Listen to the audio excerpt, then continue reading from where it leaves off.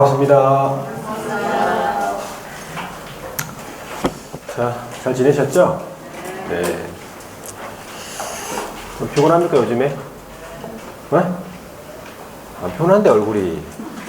살아있는데, 지금 뭘. 얼굴 탱탱하구만. 무슨, 피곤하다고 지금. 내가 제일 피곤하다, 지금. 공부는 제가 제일 열심히 합니다. 공부 안 하는 것처럼 보이죠? 공부 엄청 열심히 해요. 자, 하여튼 몸이 좀 피곤할수록 합격이에요. 본인이 잘 생각해 보세요. 지금 어떤 상태인지. 9월달, 10월달에도 막 피부도 탱탱하고 그러면은 힘든 상황이에요. 자, 인장 등록입니까 오늘? 네, 인장 등록. 페이지 몇 페이지 요약지? 47페이지 인장 등록입니다.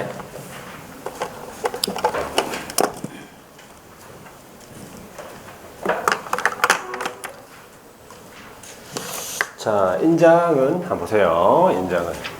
인장은 중개행위에 있죠. 예, 사용할 도장이죠. 도장이 많이 찍히는 사무소가 잘 되는 사무소죠. 맞잖아요. 매일 찍어야 되니까. 그러면 도장은 어떤 상태가 돼 있어야 돼, 항상? 촉촉한 상태. 언제든지 찍을 수 있게끔. 맞죠? 촉촉한 상태라고 해야 되는데, 어떤 학원에서 뭐라고 했어요? 촉촉은 뭐냐, 또. 촉촉한 상태는 좀 그렇고, 흠뻑 젖은 상태. 그렇게 얘기하더라고요, 어떤 학원에서. 흠뻑 젖을 필요까지는 없고, 그죠? 그냥, 언제든 찍을 수 있을 만큼만 촉촉하게 하니까 필요 없고 촉촉한 상태, 그 상태로 유지돼야 되겠네요. 자, 그래서 인장이 마르면 바로 문을 닫아야 됩니다. 인장은 등록합니까? 신고합니까? 등록이라고 적어놨잖아 여기에. 등록이라고 적어놨는데도 막 신고 그러면서 막 아무 생각 없이 웬만하면 다 신고잖아. 사무소 이전 신고, 고용인 신고, 신고기 때문에 휴폐업 신고라고 생각할 수 있는데, 인장은 등록한다는 걸 조심하셔야 되네. 인장 신고한다면 무조건 틀렸어요. 자, 의무자가 있단 말이에요. 인장 등록 의무자는 딱 두 사람이죠. 개업 아니면 소속이에요. 개업하고 소속이 인장 등록 의무자고, 보조원은 그러면 인장 등록 의무는 없죠. 인장 등록 의무는 없지만 인장 팔 수는 있습니까? 팔 수는 있죠. 도장도 못 파나. 자격증 없다고 도장 파지 마. 보조원이 도장 파주세요. 그럼 어떻게 하실 거예요? 파주세요. 소속감을 느끼고 지금 일하겠다는데 좀 파주세요. 아시겠죠? 예. 자, 개업하고 소속이 중개행위에 사용할 인장에 대해서 등록을 해야 됩니다. 그리고 인장을 변경을 할 수가 있어요. 변경했으면 변경 등록해야 돼요. 변경했는데 변경 등록 안 하면 등록 안 하나 마찬가지라 가지고 똑같은 제재를 받습니다. 자, 그럼 이제 등록 시기부터 보세요. 등록 시기인데 언제까지 인장을 등록해야 되는가? 등록의 주체는 누구라고요? 등록 주체는 누구? 개업하고 소속이에요. 그죠? 등록 의무자는 개업하고 소속인데 언제까지 등록합니까? 원칙적으로 업무를 개시하기 전까지예요. 업무 전까지 인장을 등록합니다. 그래서 개업하고 소속은 업무 개시 전까지 인장 등록하여야 한다. 그걸 맞는 거예요. 근데 반드시가 들어가면 틀린다. 왜 그러냐면 예외가 있어요. 자, 개업 공인중개사는 언제 함께? 개설 등록 신청 시 함께 할 수 있고, 개업은 개설 등록 신청 시 함께 할 수 있고, 자, 소속은 고용인 신고 시 함께 할 수 있다 돼 있어요. 서식에서 확인했죠, 서식에서. 예. 자, 그래서 인장의 원칙, 등록 시기는 원칙이고 이건 예외입니다. 예. 인장을 만약에 변경했다. 그래 변경 등록해야 됩니다. 변경을 하고 나서 등록합니다. 언제까지? 변경일로부터 7일 이내. 변경일로부터 7일 이내. 그죠? 예. 물론 등록할 때 전자 등록이 됩니다. 예. 전자 등록, 전자문서양 등록. 변경 등록도 전자문서양 변경 등록이 됩니다. 알아두시고 7일 하면 생각나는 게 있어요? 배운 것 중에서. 7 봤나? 7 봤나? 또 7일 이내 서면 통지. 이런 게 막 생각나야 돼. 어? 그렇죠? 생각이 안 난다. 그러면 조금 힘들어요. 생각나야 돼. 자, 하여튼 등록의 시기 이 정도 보시고, 그 다음에 이제 등록의 방법 및 절차. 주체에 따라서 이제 등록 방법 및 절차가 좀 다릅니다. 개인인 기업이다. 개인인 기업은 몇 사람이 있습니까? 개인인 기업엔 두 사람이 있죠. 누가 있어요? 공인중개사인 기업과 부칙. 그 두 사람을 합쳐가지고 개인인 기업이죠. 또 다르게 표현하면 그래서 빨리 대답하세요. 빨리 늦게 대답하. 법인이 아닌 기업이죠. 개인인 기업하고 같은 말이 법인이 아닌 같은 말이에요. 알아두셔야 돼. 아시겠죠? 주어가 여러 개 표현될 수 있단 말이에요. 거기다가 소속을 합쳐버렸잖아요. 그러면 요 사람들을 뭐라 부르면 되겠어요, 이제는? 요 세 사람이잖아요. 이 세 사람을 뭐라 부르면 되겠어요? 자연인이에요. 개인이죠. 합치면 개인이 되는 거 그냥 자연인. 자연인들은 뭐가 있는데? 가족관계 등록부가 있잖아요. 아니면 주민등록표가 있죠. 여기에 기재된 성명이에요. 여기에 기재가 된 성명이라면 무엇을 의미하죠? 실명이죠. 본명을 등록해라 이 말이야. 자기 본명을 등록하라고요. 가명 안 되고 별명 안 돼. 뚱 이런 거 안 돼.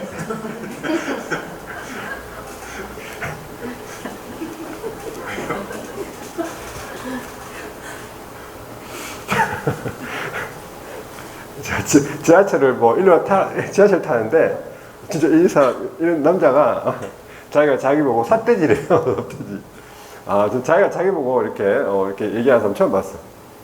돼지도 종류가 여러 가지 있나 봐. 이에 따라서. 하여튼 가명 안 되고 애칭 안 되고 집에서 부르는 애칭 안 돼. 아시겠죠? 자, 기재가 된 성명이 나타난 인장 안 되겠지. 자, 나타난 인장 실명 등록이고 크기에 대한 규정이 있네. 크기에 대한 규정이 있어요. 가로하고 세로하고 각각 얼마? 7mm 이상 30mm 이내. 이 크기가 개인에게만 있다 이 말이지. 개인인 기업하고 소속한테만 있는 거죠. 법인한테는 없는 거예요. 7mm 이상 30mm 이내. 최소 0.7cm고 최대가 3cm예요. 알아두셔야 되겠다. 등록 절차로서는 인장 등록 신고서를 제출한다. 자, 그 다음에 이제 법인인 기업 볼게요. 법인인 기업은 상업등기규칙에 따라 신고한 누구의 인장입니까? 법인의 인장인 거예요. 법인이 중요한 거예요, 여기에. 법인 대표자의 인장? 그러면 틀린 질문이 되겠지. 그래가지고 절차적으로 법인의 인감증명서를 제출하는 것으로 가름한다 돼 있어요. 법인의 인감증명서를 제출하면 되겠죠. 자, 분사무소는 원칙 같으면은 상업등기규칙에 따라 신고한 법인의 인장을 그대로 쓰면 돼요. 그래서 좀 번거로울 수 있다. 갖고 오고 막 해야 되기 때문에 예외적으로 상업등기규칙에 따라 법인 대표자가 보증하는 인장을 등록할 수 있네. 법인 대표자가 보증해야 돼요. 근데 법인이 보증하는 틀렸고 인장 등록을 해야 한다면 틀린 거예요. 할 수 있다. 두 가지 부분을 잘 보셔야 돼요. 자, 이게 이제 등록의 방법 및 절차, 주체에 따라서. 그렇죠? 예, 그러면 제재가 있을 거 아니야. 제재. 뒤에 넘어가 보니까 48페이지에 개업공인중개사가 인장 등록 안 하거나 등록하지 아니한 인장을 사용했다 이 말이지. 변경 등록 안 하는 거 마찬가지. 그럼 업무정지 몇 월? 3월이죠. 자, 소속공인중개사가 인장 등록 안 하거나 등록하지 아니한 인장을 사용했다. 그러면 자격정지 3월. 이건 제재. 암기법 다 기억나죠? 예. 오른쪽에 인장 등록 신고서가 있고요. 등록인장 변경 신고서가 있단 말이죠. 그래가지고 또 밑으로 쭉 내려가 보니까 거기 중간 밑에 보면은 첨부서류라고 찾았습니까? 서식상의 밑에. 첨부서류에 뭘 첨부하도록 돼 있어요? 등록증 원본을 첨부하도록 돼 있네. 왜 등록증 원본을 첨부합니까? 이 등록증에다가 이 인장을 찍어야 됩니다. 등록증에다가 찍는 난이 있어요. 인장 변경한 경우에도 변경된 인장을 등록증에다가 찍어야 되기 때문에 등록증을 첨부한다라고 보시면 돼요. 아시겠죠? 자, 그럼 문제 한번 풀어볼게요. 어떤 문제가 있는지. 자, 몇 페이지입니까? 인장 등록에 대해서는? 72페이지. 자, 인장 등록 보세요. 42번 문제는 72페이지 42번. 인장 등록에 관한 설명으로 옳은 것은 1번. 사무소 개설 등록을 신청하는 자는 중개행위에 사용할 인장을 반드시 개설 등록 신청 시에 등록해야 된다. 아니잖아. 업무 지정까지 등록해야 한다. 이래 맞는 거죠. 개설 등록 신청 시 함께 할 수 있다. 이렇게 하든지. 이건 아시겠죠? 이번엔 인장 등록은 방문 신고만이 인정이 되고 전자 문서에 의하여 등록할 수는 없다. 아까 전자 등록이 된다고 했죠. 3번 개업공인중개사가 등록한 인장을 변경한 경우에는 7일 전에 변경할 인장을 등록해야 되는 게 아니고 변경일로부터 7일 이내 이거잖아요. 4번에 개업공인중개사는 그의 공인중개사의 인장을 업무이주 전까지 등록해야 된다. 소속 공인중개사의 인장 등록은 기업이 하는 게 아니라 소속이 합니다. 조심하셔야 돼요. 소속의 인장 등록은 소속이 가는 거예요. 소속이. 그죠? 그 말입니다. 자, 5번에 법인인 개업공인중개사의 인장 등록은 상업등기규칙에 따른 인감증명서 제출로 가름한다. 맞죠? 5번이 옳은 지문이고, 자, 43번에 인장 등록 관련 설명으로 옳은 것은 1번. 법인의 분사무소에서 사용할 인장 같으면 상업등기규칙에 따라서 신고한 법인의 인장으로만 등록해야 한다. 틀렸네. 그죠? 법인 대표자가 보증하는 인장을 등록할 수 있다? 이게 생각나야 돼요. 이번에 법인의 분사무소에서 사용할 인장은 분사무소 소유지 관할 시군구에다가 등록하는 게 아니고 주된 사무소 등록관청에다 등록합니다. 3번 법인이 아닌 개업공인중개사 및 소속공인중개사. 그렇죠. 이 사람들을 자연인이겠죠. 등록할 인장은 성명이 나타난 것으로서 크기는 어떻게 돼요? 7mm 이상 30mm 이내라고 이렇게 해야 됩니다. 틀렸고. 4번에 법인이 아닌 기업. 그죠? 개인인 기업들이겠네요. 그죠? 등록할 인장을 변경한 경우에는 인장 등록 인장 변경 신고서에 등록증 원본을 첨부한다고 아까 보여드렸죠? 예, 이거 찍어야 되기 때문에 등록증 원본 첨부합니다. 이게 맞는 말이고. 5번에 개업공인중개사가 인장을 등록하지 않거나 중개행위 시 등록하지 아니한 인장을 사용했네. 그럼 어떻게 돼? 아까 업무정지 3월이었잖아요. 개업은요. 이런 제재까지 같이 기억하셔야 돼요. 자, 44번에 보세요. 인장 등록에 대해서 옳은 것을 모두 고른 것은 기억. 공인중개사 법상의 중개보조원은 인장 등록 의무 있다 없다? 없죠. 자, 니은 소속공인중개사의 중개행위에 사용할 인장의 등록은 고용신고와 함께 할 수 있다 해야지. 그렇겠죠? 자, 디귿 법인의 주된 사무소에서 사용할 인장으로는 상업등기규칙에 따른 신고한 법인의 인장이어야 한다. 맞네. 그죠? 법인의 인장이니까. 리을에 등록할 인장을 변경한 경우에는 개업공인중개사는 변경일로부터 며칠? 7일 이내에 변경 등록을 해야 된다. 이 말이죠. 3번이 되겠고. 자, 45번입니까? 인장 등록에 대해서 옳은 것을 모두 고른 것은 기업. 법인이 아닌 기업은요. 업무 개시 전에 중개 행위에 사용할 인장으로서 7mm 이상 30mm 이내의 인장을 등록해야 된다. 그렇죠? 법인이 아닌 기업. 개인들. 법인이 아닌 기업하고 자, 개인들 소속하고. 자, 그럼 니은의 인장 등록은 전자문서에 의하여 할 수 있다. 전자등록이 된다 이 말이겠죠. 디귿 분사무소에서 사용할 인장으로는 상업등기규칙에 따라 법인 대표자가 보증하는 인장을 등록할 수 있네. 정확한 지문이죠. 자, 리을에 등록한 인장을 변경한 경우에는 개업공인중개사는 변경일로부터 7일 이내에 변경된 인장을 등록관청에 등록해야 된다. 변경일로부터 7일 이내. 다 맞죠? 그래서 인장 등록은 등록의 시기랑 방법 절차 이 정도만 알아두고 제재까지 보시면 돼요. 자, 그 다음에 이제 요약집에 게시 한번 볼게요. 50페이지에 게시라고 있죠? 사무소 안에 어디다가 게시합니까? 조문 안에 들어있네. 두 번째 줄에. 사무소 안에 보기 쉬운 곳. 사무소 안에 보기 쉬운 곳에 게시하래. 아무 때나 게시하면 되는 게 아니고. 맞죠? 자, 그러면 게시사항이 그 밑에 박스에 있잖아요. 5가지죠? 등록증 원본을 게시하겠죠, 당연히. 분사무소 같으면요. 신고 확인서 원본이 되겠죠. 그 다음 뭡니까? 개업하고 소속, 자격증 있는 사람, 다 원본 게시해요. 소속을 10명 고용했다. 다 게시해야 됩니다. 누가 게시 의무가 있는 거예요? 개업입니다. 소속의 자격증 게시 의무는 소속이 의무가 있는 게 아니고 개업이 의무자예요. 자, 그 다음에 보증설정 증명서류, 공제증서 같은 거, 보증보험 증서 같은 거. 그 다음에 중개보수 실비율 한도액표 맞죠? 그 다음에 마지막에 사업자 등록증. 부가가치세법 시행령에 따른 사업자 등록증을 우리 법에서 게시하도록 규정되어 있어요. 최근에 들어갔죠? 자, 그래서 이 5가지를 반드시 의무적으로 게시가 되어야 된다 이 말이겠지. 자, 위반하면 어떻게 돼?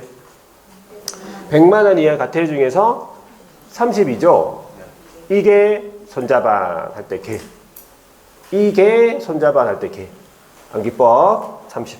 자, 오른쪽에 명칭인데 명칭을 한번 볼게요. 여기 명칭. 자, 명칭은 제재랑 좀 연결이 돼야 되기 때문에 좀 알아두셔야 돼. 자, 명칭을 한번 볼게요. 명칭. 자, 사무소의 명칭이란 말은 무엇을 의미해요? 이 명칭이란 말은 간판입니까? 자기 간판 이름이라든지 아니면 상호라든지 이런 거 있죠. 상호는 간판은 좀 사업하는데 뭐 큰 영향은 아니지만 그렇죠? 조금 영향 미칠 수 있겠지. 나는 무슨 명칭을 사용해가지고 사무소를 오픈할 것인가 한번 생각해 본 적 있습니까? 생각할 단계가 아니에요, 지금. 생각하지 마. 뭘 지금 그것까지 생각을 해, 지금. 합격하고 나서 생각하세요. 10월 달에. 아시겠죠? 네, 충분해, 그때. 자, 사무소 명칭에는 우리가 반드시 써야 되는 문자가 있어요. 공인중개사 사무소 아니면 부동산 중개. 둘 중에 하나 써야 돼요. 연결된 단어로서. 당연히 안 쓰면 위반이 한 거죠. 법인도 그러면 법인인 기업도 이 둘 중에 하나 써야 됩니까? 법인인 기업도 둘 중에 하나 써야 되냐고. 써야 됩니다. 법인인 기업도 둘 중에 하나 들어가야 돼요. 들어가면서 뒤에 주식회사니 뭐 환명회사니 이렇게 이제 붙여야 되겠죠. 그다음에 부칙 같은 경우에는 둘 중에 하나 못 쓰죠. 부칙은 뭘 못 씁니까? 공인중개사 사무소를 못 씁니다. 공인중개사가 아니기 때문에. 그래서 개업이 이런 문자를 안 쓰거나, 그죠? 부칙이 이런 문자, 이거 썼다 그러면 그거 다 위반한 거예요. 명칭 관련. 그럼 제재가 더 어떻게 돼? 100만 원 이하 과태료 중에서 50이에요. 부칙 명 등반표 할 때 그 부칙에 들어가고 명에 들어가는 거예요. 50이에요. 50. 50. 알아두시네. 명칭 관련은 50이다. 이렇게 보시면 50. 되겠죠? 예. 자, 그 다음에 5개 광고물 있잖아요. 5개 광고물을 간판이죠. 가로 간판, 세로 간판, 돌출 간판, 옥상 간판. 5개 광고물을 설치할 의무를 부담하지 않는다. 옳은 질문이에요. 5개 광고물을 설치할 의무가 없다는 얘기지. 근데 5개 광고물을 설치했다면 의무가 발생이 되는데 등록증에 표기된 개업의 성명 표기 의무 있어요. 등록증에 표기된 개업의 성명을 표기할 의무가 있는 거죠. 성명 표기 의무가 있는 거지 전화번호 표기 의무는 없습니다. 연락처를 표기할 의무가 없다는 얘기죠. 연락처를 표기 안 했다고 해서 제재가 없다는 얘기죠. 성명 표기를 안 하거나 성명 표기를 거짓으로 하면은 제재가 있죠. 그것도 똑같이 얼마입니까? 50이에요. 100만 원 이하 중에서 50이야. 그것도 50이에요. 부칙 명 등반할 때 그 명에 들어가요. 이 내용부터 명에 들어가는 내용이 있죠. 사무소 명칭 관련 내용이니까 이게. 자, 그래서 연락처 표기는 없다 이 말이지. 그죠? 크기는 그러면 성명 표기할 때 그 성명의 크기는 정해져 있습니까? 성명의 크기는 정해져 있어요? 안 정해져 있다고? 그럼 이건 뭔데? 이거 인식할 수 있는 이거는 뭐예요? 이거는 크기가 정해져 있네. 크기가 정해져 있지 않은 게 아니에요. 인식할 수 있는 정도의 크기가 있다 이 말이에요. 아시겠죠? 인식할 수 있는 정도의 크기래요. 그래가지고 뭐 간판마다 좀 다르겠지 이름이 크기가. 그냥 인식할 수 있는 정도의 크기야. 숫자는 없어. 당연히 법인은 대표자의 성명이고 분사무소는 책임자의 성명이라는 것도 알아두셔야 돼. 분사무소 같은 경우에는 대표자의 성명 아니고 분사무소는 책임자 성명을 기재해야 돼요. 표기해야 돼요. 아시겠죠? 요거. 자, 사무소 명칭. 이 정도 보시면 돼요. 그러면 위반했다, 위반했다. 그럼 뭘 위반한 거냐? 자, 위반했다, 위반. 뭘 위반한 거예요? 이 문자를 안 쓰거나, 성명 표기를 안 하거나, 거짓 표기를 했다. 이 말이겠지. 그 방금 위반한 거잖아. 위반하게 되면 등록관청에서 철거 명령을 내리겠죠. 그러면 철거를 하든지 뭘 조치를 취해야 되는데 아무것도 안 하고 있잖아요. 그러면 강제 철거시킵니다. 그 강제 철거시키는 절차가 어떻게 돼요? 행정대집행법이에요. 행정대집행법에 따른 대집행합니다. 이것도 물어보죠. 이거 틀리게 어떻게 나옵니까? 민사집행법 이래 나와요. 틀렸습니다. 네. 자, 이런 거 하나하나까지 다 기억하고 있어요. 아시겠죠? 자, 그래서 명칭 관련 제재까지 다 받고. 자, 보세요. 거기 판례 하나 있는데 읽어볼게요. 51페이지 제일 밑에. 공인중개사 자격이 없는 자가, 무자격자가 자기 명함에다가 부동산 뉴스 대표라고 사용했다. 그러면 일반인이 이걸 봤을 때 자격증 있는 갑다라고 오인합니다. 그래서 이거를 유사명칭으로 본다는 얘기지. 이것도 사칭이고, 그죠? 자, 그 다음에 뒤에 제재를 보시면요. 사무소 명칭에 문자 사용 안 했다, 위반했다. 그 다음 5개 광고물에 성명 표기 안 했다, 거짓 표기했다. 방금 했잖아요. 100만 원이나 가태 중에서 50만 원. 자, 붙이기 공인중개사 사무소라는 명칭 사용, 요걸 문자 사용했다고 100만 원이 아니고 50만 원. 자, 그 밑에 3번을 보니까 유사명칭이라고 되어 있죠. 이건 뭡니까? 개업 공인중개사가 아닌 자인데 이런 문자를 썼다 이 말이야. 이거 아닌 자가 썼기 때문에 이건 가태료가 아니에요. 뭡니까? 1대1입니다. 임정유 할 때 그 유사명칭에 들어가. 임정유 할 때 유사명칭에 들어가요. 사칭입니다. 그래서 알아두셔야 돼요. 자, 이제 표시 광고를 한번 볼게요. 자, 한 장을 넘겨볼게요.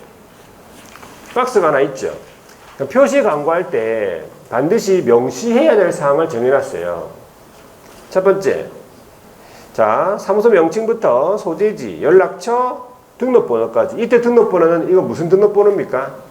당연히 개설 등록, 사무소 개설 등록번호겠죠. 사업자 등록번호가 아니고. 아시겠죠? 그리고 개업이 아닌 사람은 표시 광고를 해서는 아니 된다라고 돼 있어요. 정문에. 그러니까 개업의 성명을 명시하도록 돼 있어요. 제가 개업임을 밝혀야 되니까.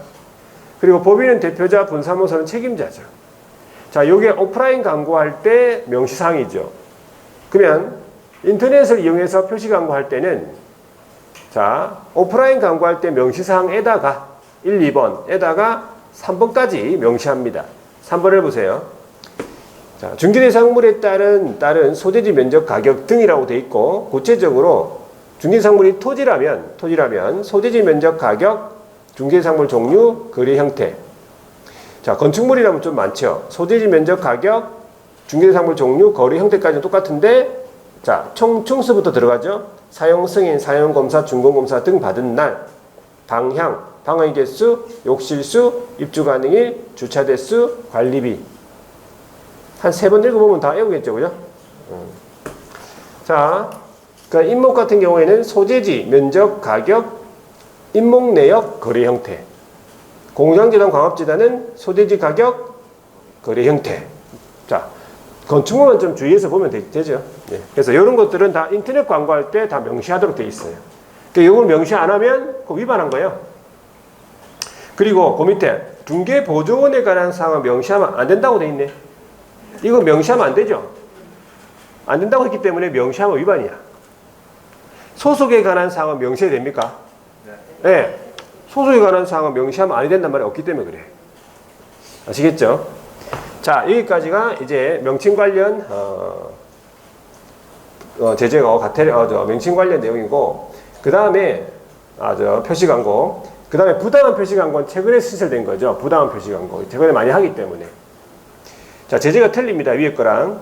부당한 표시 광고는 시세에 부당한 영향을 줄 목적으로 광고를 하는 형태인데 크게 3가지로 있죠. 첫 번째가 중개대상물이 없어요. 중개상물이 없으면 그래 할 수 없잖아요. 근데 광고한 거지. 시세에 부당한 영향을 줄 목적으로. 두 번째는 중개대상물은 있어. 근데 내용을 사실과 다르게 거짓으로 광고한 거지. 허위 거짓 광고. 그 다음에 사실보다 과장되게 광고하거든요. 과장 광고, 허위 광고, 과장 광고. 자, 그 다음에 세 번째는 뭡니까? 거래 질서를 해치거나 의뢰인에게 피해 줄 우려가 있는 것으로서 대통령령으로 정하는 내용의 표시 광고. 구체적으로 그러면 이 거래 질서 해치거나 의뢰인에게 피해 줄 우려 있는 대통령령으로 정하는 거는 뭐가 있냐 보니까 앞에 넘어가 보세요. 문제 나오니까 한번 볼게요. 앞에 조문이 있잖아요. 그죠? 그 중에서 앞 페이지에 53페이지에 거기 조문 안에 사항 찾았죠? 자, 사항에 보시면 거기 대통령령으로 정하는 내용의 표시 광고라고 제목되어 있잖아. 거기 이거예요. 아까 세 번째 말하던 거 있죠? 대통령령으로 정하는 표시 광고 구체적으로 세 가지 있죠. 세 가지. 1호 중개 대상물이 존재하는데 실제로 중개의 대상이 될 수 없는 중개 대상물의 표시 광고를 의미한다 이 말이지. 두 번째는 중개 대상물 존재하는데 중개할 의사가 없는 중개 대상물의 표시 광고. 거래 질서 해치거나 의뢰인의 피해 줄 우려 있는 거.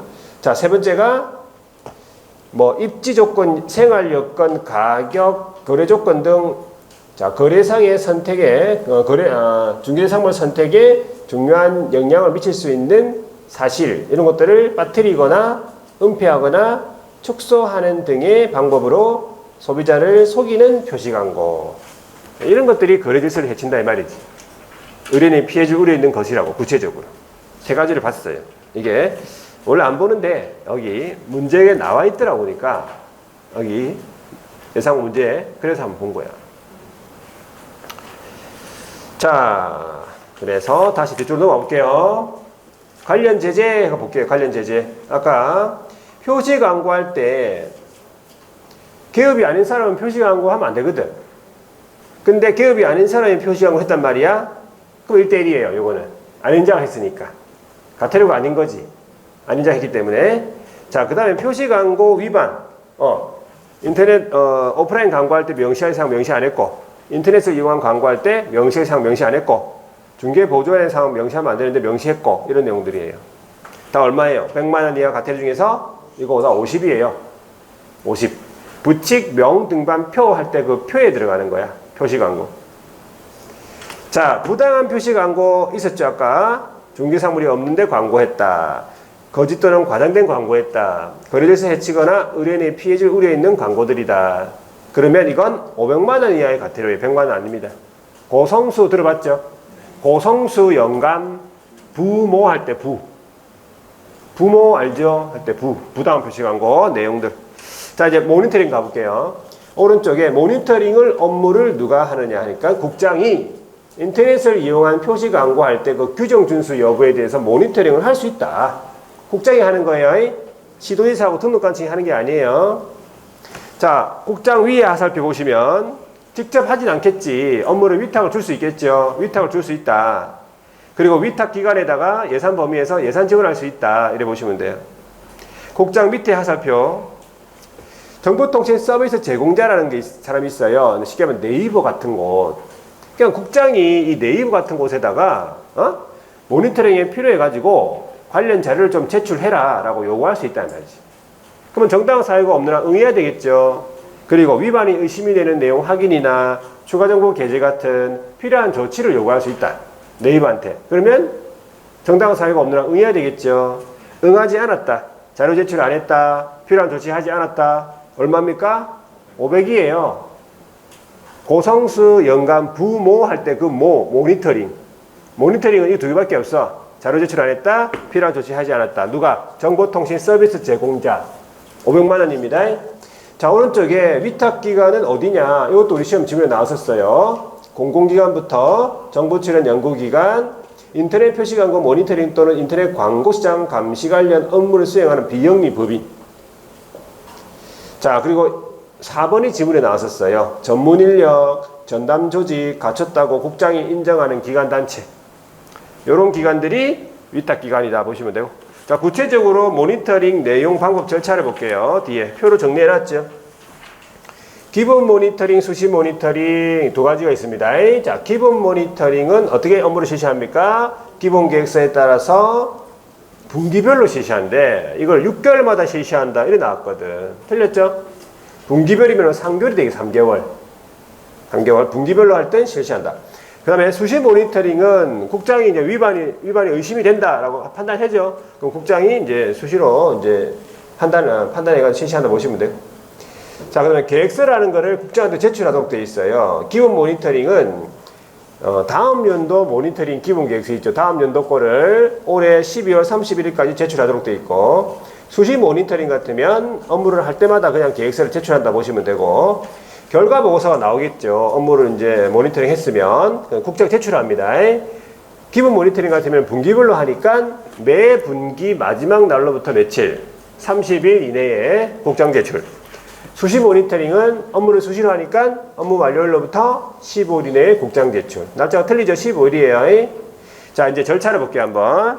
국토교통부 장관이 결과 보고서를 제출받았죠. 그러면 제출받은 결과 보고서를 이거를 통보를 합니다. 누구한테? 시도지사 및 등록관청에다가 통보를 하면서 필요한 조사 조치 요구를 할 수 있다. 그러면 시도지사하고 등록관청에서는 신속하게 조사 조치 완료를 하고, 완료일부터 며칠? 10일 이내에 그 결과를 국장한테 통보하도록 되어 있어요. 또 10일이죠. 날짜가 틀리잖아. 이 정도만 알아두시면 돼. 자, 제재는 다 했잖아. 그죠? 정보통신 서비스 제공자 관련자로 제출 안 했다. 필요한 조치 하지 않았다. 500만 원 이하의 과태료. 자, 여기까지 한번 문제 풀어볼게요. 여기까지. 게시부터. 문제가 앞에 있나?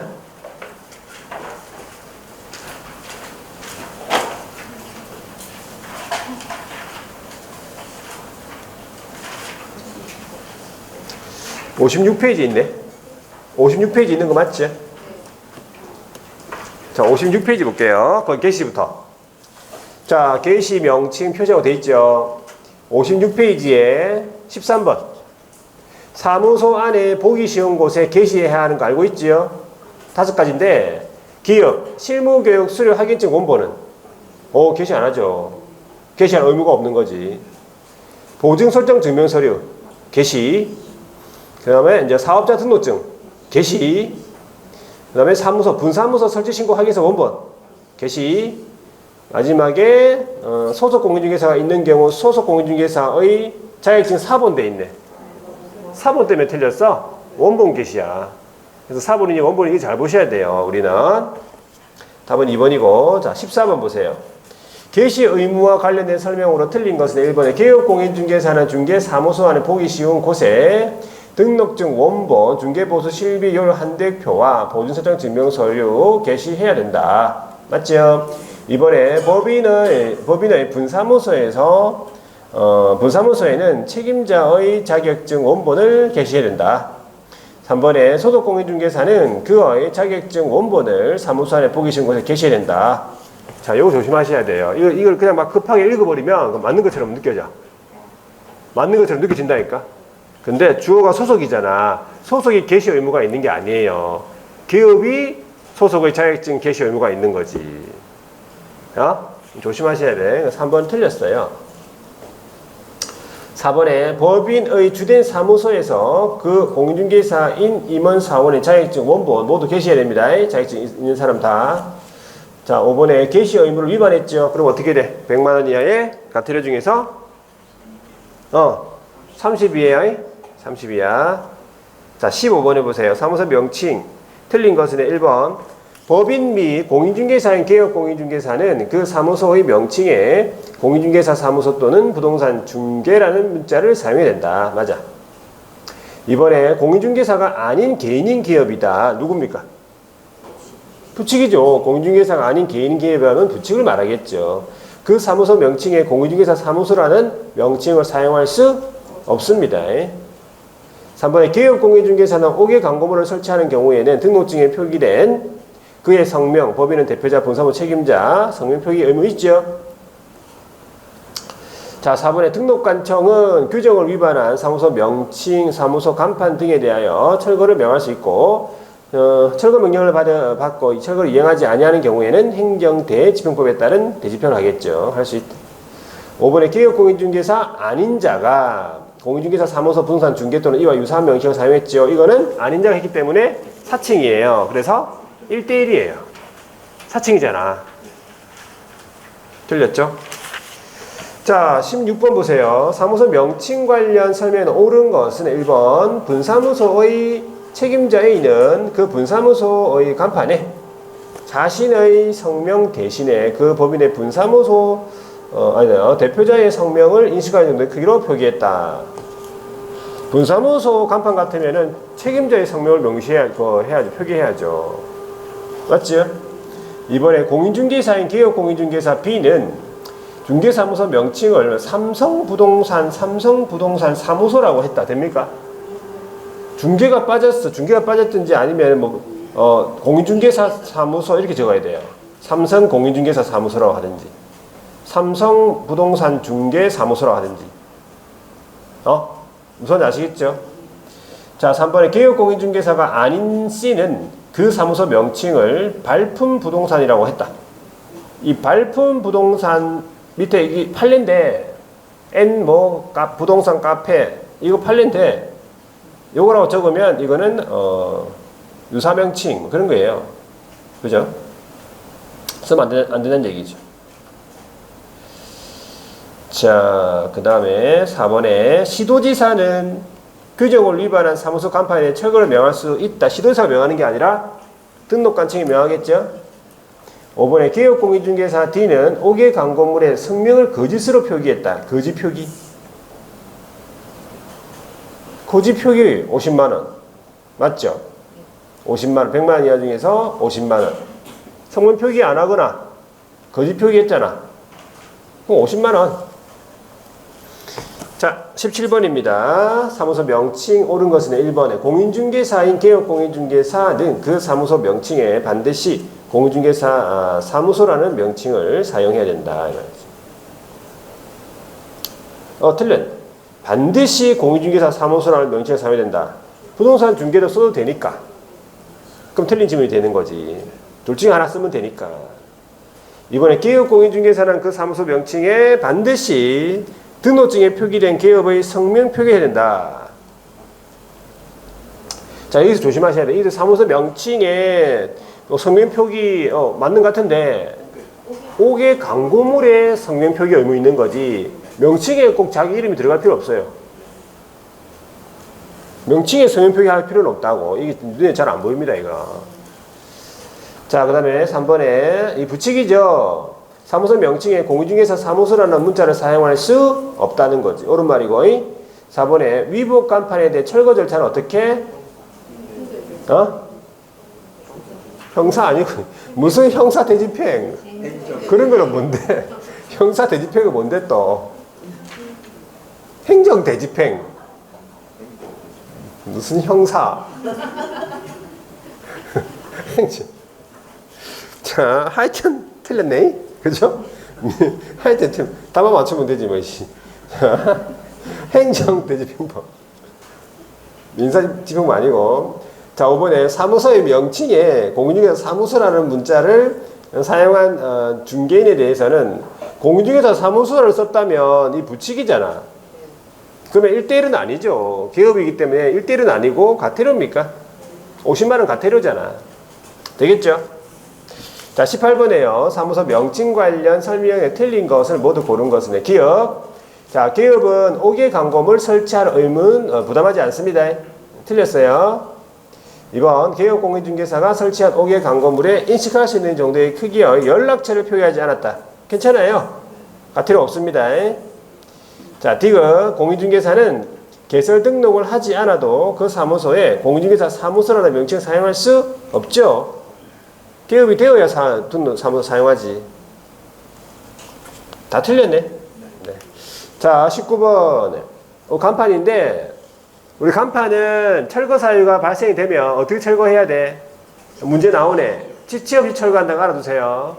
지체 없이 철거입니다. 간판 철거 사유가 3가지가 있는데 철거 사유가 발생이 되면 지체 없이 간판 철거예요. 자, 그러면 보세요. 기업 사무소를 이전했다. 철거입니다. 폐업했다. 철거예요. 디귿 개시 등록 취소 처분 받았죠. 철거입니다. 리을 6개월 초과 휴업은 철거 안 합니다. 기억 니은 디귿 철거 가버리니까 철거 안 돼 있네. 그럼 어떻게? 바로 행정대집행법이에요. 어이? 20번. 간판 철거와 관련 설명으로 옳지 않은 것은 1번에 기업은 사무소에 이전 사실을 신고했다. 그럼 지체 없이 간판 철거. 2번 등록 취소 처분을 받았으니까 지체 없이 간판 철거. 3번 폐업 사실을 신고했으니까 지체 없이 간판 철거. 4번 업무 정지 처분을 받았다. 철거입니까? 업무 정지는 등록증 살아있어요. 철거하면 안 돼. 4번이 틀렸고 5번에 등록관청은 간판 철거 개업고 이행하지 않는다. 어떻게? 행정대집행법. 바로 대집행입니다. 자 21번에 표시 광고에 대한 내용 틀린 것은 1번에 개업공인중개사가 의뢰받은 중개상물에 대하여 표시 광고를 하려면 중개사무소하고 개업에 관한 사항으로서 대통령령으로 정하는 사항을 명시해야 됩니다. 2번 중개대상물의 표시 광고 시 중개보조원에 대해서는 명시해서는 아니 된다.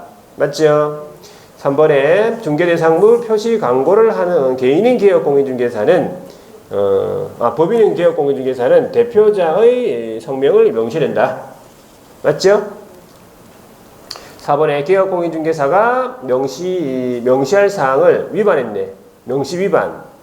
그럼 표시 광고를 한 경우에는 100만 의 과태료 중에서 표시 광고할 때 명시사항 위반은 50이에요. 100만 원 이하라고 하면 맞습니다.